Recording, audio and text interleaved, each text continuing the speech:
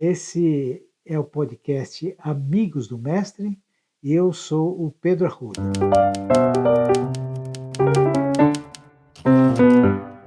Nesta oportunidade, nós vamos receber aqui a Rosane, uma amiga que nossas famílias já desfrutam de comunhão e de uma longa jornada na fé cristã.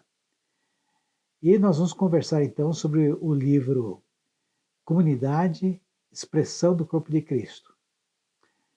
Rosane, seja bem-vinda e queria que você se apresentasse e ficasse à vontade conosco.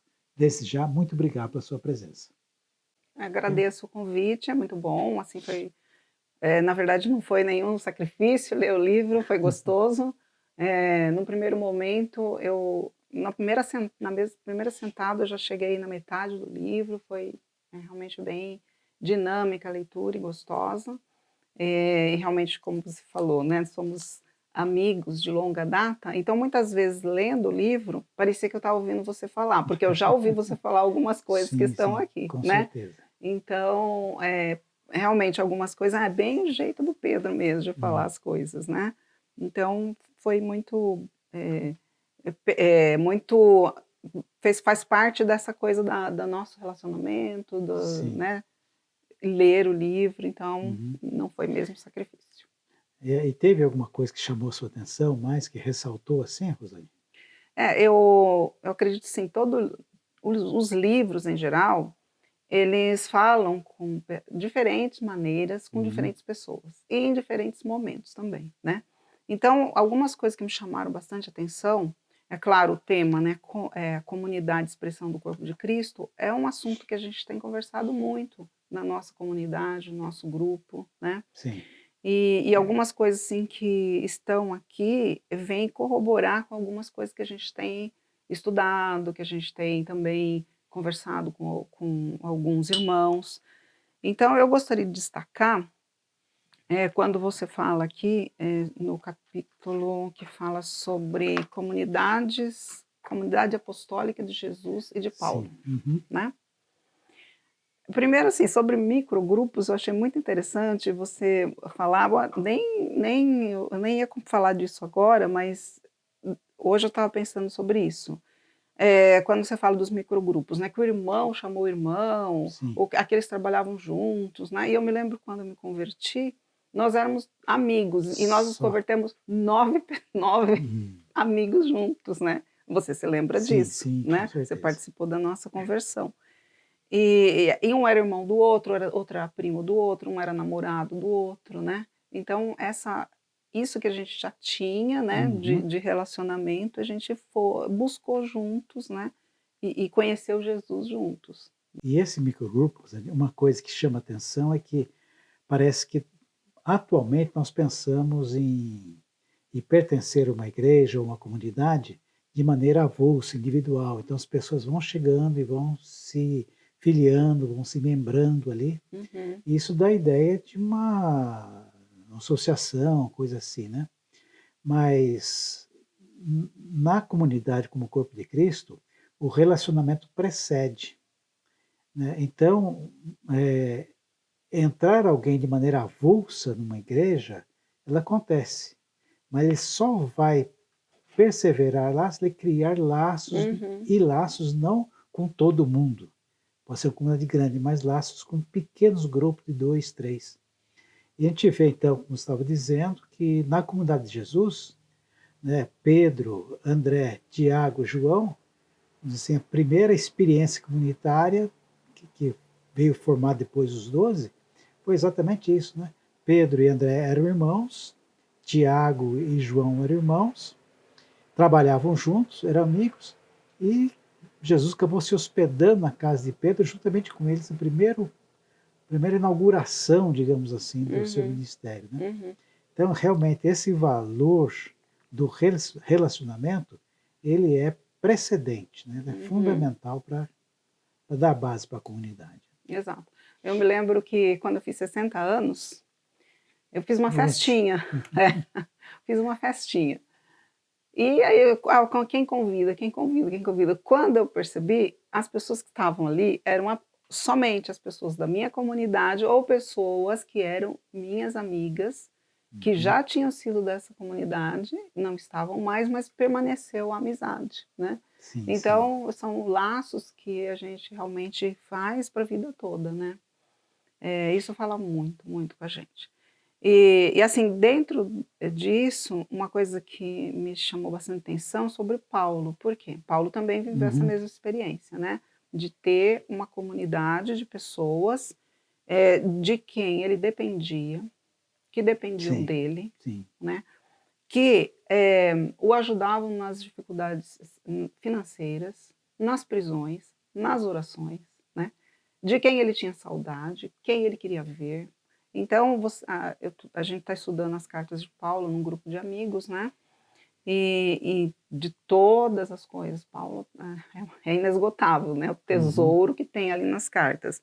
Mas, praticamente todas as cartas a gente chama atenção para isso. Sim, sim. Para, assim, essa necessidade que Paulo tem de, falar das pessoas, Uhum. de comentar sobre as pessoas, né. Por exemplo, Filipenses, né, quando ele fala da alegria por eles, da saudade que ele tinha deles, né, da ajuda que eles davam para ele, ainda ele fala: "Nem era necessário que vocês fizessem Sim, isso". sim. É interessante que parece, Rosane, que isso faz parte da conversão de Paulo, porque antes da experiência de conversão dele, ele parecia ser uma pessoa determinada, que fazia as coisas sozinho, que liderava sozinho e tal. E a primeira experiência de conversão dele, quando ele fica cego, ele já necessita de alguém, Uhum, né? Ele necessita de que os leve até a casa de Judas, necessita que Ananias ore por ele, necessita que os amigos que ele recém-feitos ali, recém-encontrados, ajudem ele a escapar. uhum, E parece que na própria experiência de conversão dele, ele já percebe, junto com a experiência, a necessidade de ter pessoas junto. uhum. E isso acompanha, como você está dizendo, o resto da vida dele. Exatamente, nas viagens missionárias são um exemplo muito claro disso, né, Uhum. da na prisão, né, quando ele esteve na prisão, as pessoas que o Sim, auxiliaram. Então eu destaquei aqui uma coisa que eu achei muito, assim, poderíamos dizer que Paulo, mesmo com um ministério tão exitoso, não ousou agir solitariamente, porém a constatação mais correta é dizer que seu ministério alcançou tal êxito exatamente porque ele nunca agiu sozinho, sim. né. E aqui você destaca, né, que infelizmente é uma coisa que acontece muito hoje, né. Uhum. Tanto na seja uma pessoa que tenha um ministério, que tenha um dom, como seja também na vida pessoal, né, assim, essa autossuficiência, sabe, Sim, às vezes você quer se proteger, você quer se guardar, né, e essa autossuficiência, essa proteção, ela só faz mal pra gente, sim. né. E o próprio Jesus, é interessante perceber que quando se tem esse olhar, todas as vezes que ele deu uma tarefa para alguém fazer, ele deu para fazer juntos, né? Uhum, Até uma coisa simples, preparar o jantar da ceia, né? Pedro e João foram incumbidos de fazer isso. Ele enviava no mínimo 2 a 2 para fazer aquelas tarefas. Só tem uma pessoa que agia sozinho, várias vezes, né? E a motivação dele é meio estranha, né? Você não vê Judas interagindo. Você vê, parece que Judas é uma pessoa que ele se resguarda, que tenta causar uma boa impressão, uma boa imagem e tal. uhum. E a missão que Jesus entregou para ele, o que tem de fazer, vai e fazes logo, né? É entregar Jesus. É a única coisa, é o único que age sozinho. Os Uhum. demais, por mais simples que seja, Jesus enviava-os juntos, né? Exato. Esses dias eu estava conversando com uma pessoa sobre um aspecto teológico, bíblico mesmo, né, Uhum. de e a gente com algumas divergências de interpretação e conversando, uma conversa, assim, muito longa, profunda, muito boa. E eu tinha lido já esse capítulo, né. Sim, Então, eu falei para a pessoa assim: "Mas o relacionamento, os amigos que você tem na comunidade, segura isso? Supera isso?", né? Faz com que você permaneça apesar da divergência, né? Aí a pessoa falou assim, mas aí seria, se fosse pensar só na amizade, no relacionamento, seria um clube, né? Seria um grupo de amigos apenas, né? Claro que eu falei, mas a comunidade cristã é muito mais do que um grupo de amigos, muito mais que um clube, né? Certeza. Depois, assim, eu tinha lido até um determinado ponto, claro que eu dei a minha resposta, né? Mas depois me chamou a atenção, lá para o final do livro, quando ele fala de alguns, você fala, o livro fala, você fala no livro, alguns aspectos da comunidade cristã, né? Claro que são muitos os aspectos, mas me chamou muita atenção a progressão que você faz desde a conversão até a unidade, depois eu quero destacar. Mas, um dia desse, um amigo também da comunidade falou assim, mas a comunidade é um lugar da onde se sai? E você sai, né? Você sai das pessoas, você sai da vida das pessoas, você sai do... Eu achei assim, muito interessante essa frase, né? E daí eu acho assim que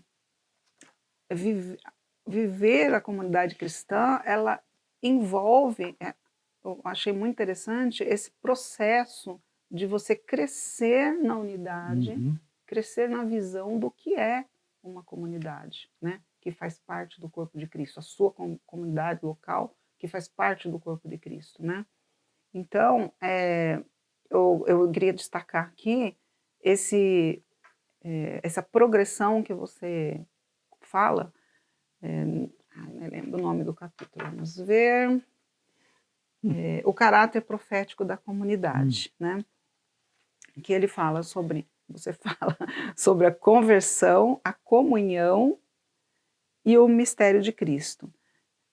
Então, assim, a conversão é aquela coisa individual, né? Que eu me converti, conheci Jesus, entreguei minha vida para Jesus e vou ser salvo e tal.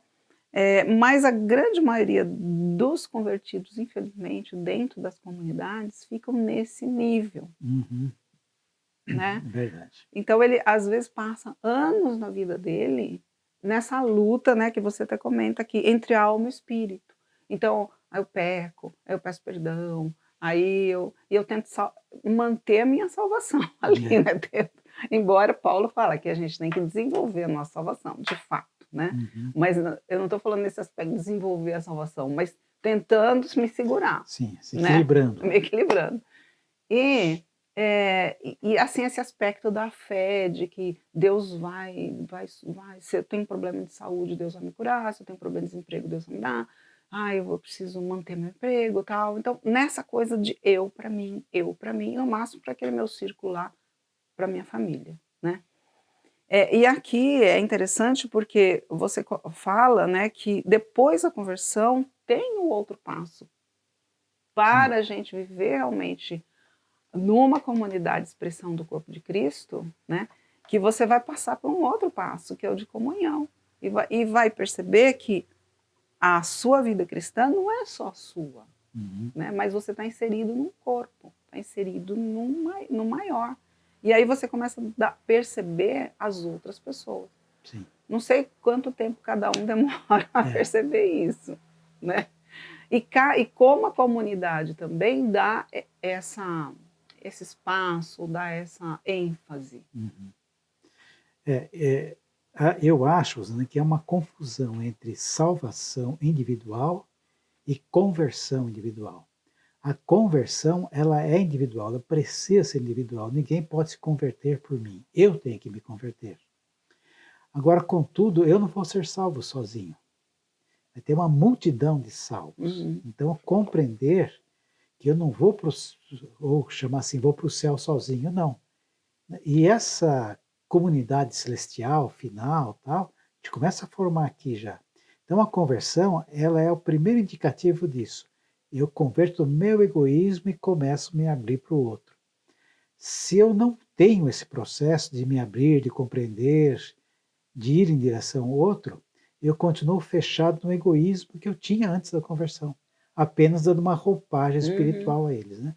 Então, talvez pelo fato de se entender que a conversão é individual, isso se estendeu também que a salvação ela é individual, né?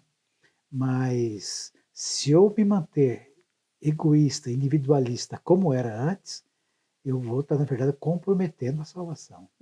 Exato. Com relação ao reino de Deus, né? Deus ele não reina sobre uma pessoa, ele reina Sim, sobre um sim, povo, né? sim, sim. Então o reino é Deus governando sobre o povo, né? Então essa é a experiência da comunidade cristã, é a vivenciar o reino de Deus, né? Exatamente. E aí você fala aqui que dentro da comunhão você está num processo, então, né, de crescer para a unidade.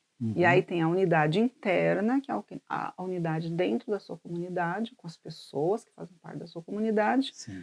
e a unidade externa, que você começa a ver que existe uma unidade do corpo, ainda que cada comunidade tenha aspectos diferentes, né, como Paulo Uhum, fala sobre o uhum, corpo, que cada órgão tem uma função diferente, você vai entender que aquela sua comunidade tem aquele perfil, tem aquela missão, tem aquele chamado, e que o do outro não é melhor e nem pior, sim, mas eles se complementam. E sim. eles vão fazer, então, assim, a função dentro do corpo, Uhum, para que o corpo cresça, para que o corpo, né?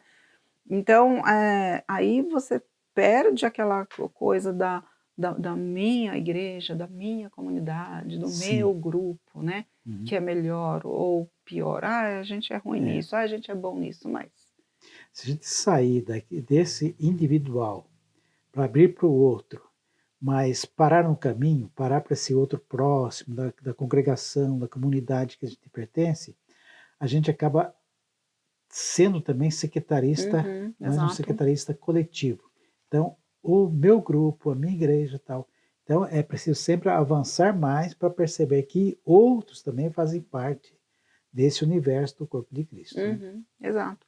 E no final, a unidade vai para ampliar mais ainda, né? Porque ainda assim a igreja pode ser sectarista, Sim. excluindo uma história antiga, né? Uhum. A história de Deus que não começou com a igreja, Sim. né? Então aqui nesse mistério de Cristo você fala sobre os judeus, né? Então Paulo é bem claro lá em Romanos, né? Quando fará dos dois Só um povo. só povo, né? Então essa unidade não é e é uma unidade atemporal, Uhum. né? É algo que não é agora, desse Sim, momento, sim, né? Então, o mistério de Cristo que Paulo fala bem lá em Efésios é esse, né? Que foi revelado para os apóstolos, sim. de que judeus e cristãos vão fazer parte de um mesmo corpo, né? Perfeito. Então, por isso, assim, a comunidade cristã não é só um grupo de Uhum. amigos. Uhum. Por mais que a gente tenha super amizade, e na minha festa de aniversário só vou convidar os amigos da minha comunidade, Sim, mas tudo bem, se eu não tivesse na comunidade, eu também faria uma festa e chamaria outras pessoas, é. que são amigos de trabalho, amigos de Sim, academia, né? Mas não, né? Então, a comunidade cristã, ela é muito mais em muitos aspectos, mas é. principalmente nessa questão, que o relacionamento, que a inter-relação entre as pessoas não é apenas amizade. Sim. Ela envolve comunhão, unidade, revelação desse mistério, e isso daí sim, e isso faz você se sentir parte do todo, se sentir parte do corpo, ter Uhum. comprometimento com as pessoas, com a visão, né? Sim. Com o propósito. Acho que há uma dimensão mística nisso, né? Quando a gente pensa num grupo, numa sociedade, num grupo de amigos, num clube, coisa assim, você pensa naquelas pessoas presentes ali naqueles relacionamentos, nos eventos e tal. Quando se pensa no corpo de Cristo, se pensa também em algo que tem uma unidade intergeracional, né? Então, muitos, às vezes, se pensou que a igreja é composta pela minha geração, pela nossa geração, e que a volta de Cristo vai encerrar com uma geração maravilhosa que vai ser melhor que as outras, não? Quando, na verdade, a igreja de Cristo vem desde antes, né? Então, todos eles também fazem parte do corpo de Cristo. E, aliás, com relação à última geração, Paulo nos diz que os antigos, né, nos precederão naquele momento, né? Porque os que morreram ressuscitarão primeiro, e depois os vivos serão transformados, né? É lógico que vai ser um instante muito rápido, um piscar de olhos, né? Uhum. Contudo, eles são precedentes, né? Então, daí o fato de nós guardarmos isso em memória daqueles que nos antecederam, que trabalharam para que a fé chegasse até nós também. Uhum. É isso. Então, como eu te falei, não foi sacrifício ler o livro, foi muito prazeroso e acrescentou muito, foi muito edificante, assim, e principalmente quando é uma coisa sobre a qual você também já vem pensando, já Sim. vem conversando com pessoas, né, aquilo Uhum. vem corroborando para ir ampliando mais, né, a visão, a ideia e tal. Legal, Rosane. Muito obrigado, né?